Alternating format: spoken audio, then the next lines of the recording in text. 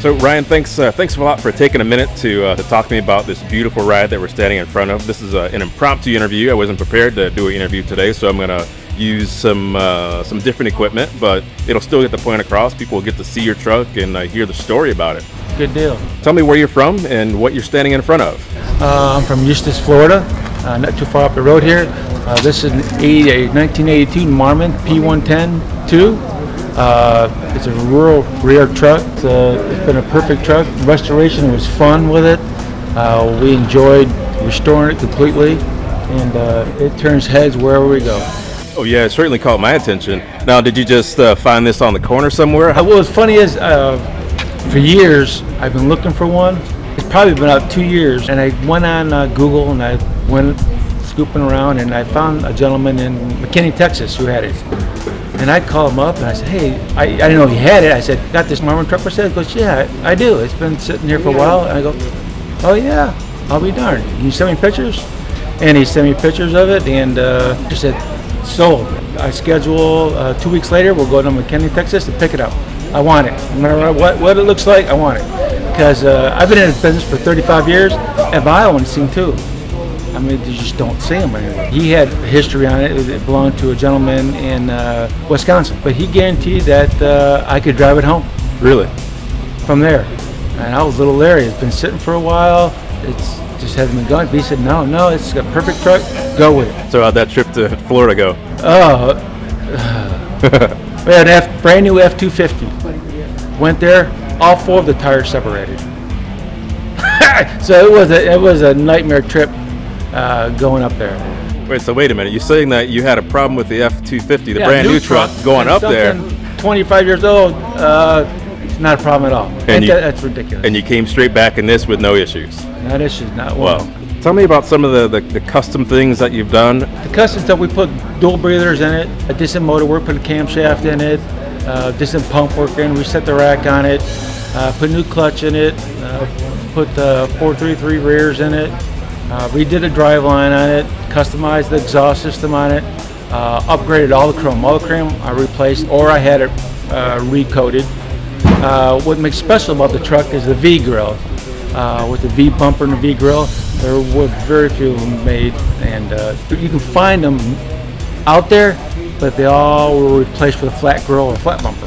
The V grill, you just couldn't get it. It was a done deal. Interesting. Now, did you tell me what it has for an engine? It has a 400 Cummins big cam with a 15-speed and a Rayco spring suspension. It rides like a dream. Without a trailer, it rides like a dream. That's amazing. What's the wheelbase? The wheelbase is 210 on this, and like I said, it's a spring suspension on it. But I mean, you can ask my wife. That thing rides. It rides pretty good for not having a trailer on it. Yeah. The trucks were hand built. They were made to order, and they were a special truck. Hand-built trucks made to order. So you said that there's what, 6 or 7 of these only built? I've been getting mixed reviews. I've heard 20. I've heard 7. I've only can find 2. I have one of them. I look for the registrations of them, and all I can find one's flat grill, flat bumper. That's amazing. So what do you do with it? You know, other than take it to shows? I take the shows, go on a Sunday cruise with my wife, just drive around.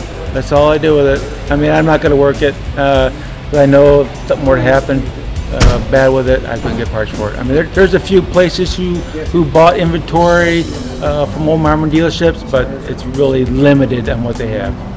I took a peek inside and took the camera inside and got some shots of the interior. I sat in the seat, and I didn't want to get back up out of that seat. Well, they gloated on spacious room on these trucks. That's why the doghouse is huge, and they pushed the dashboard forward and made it more roomy inside, and that was a selling point of it. It had a lot of room in there.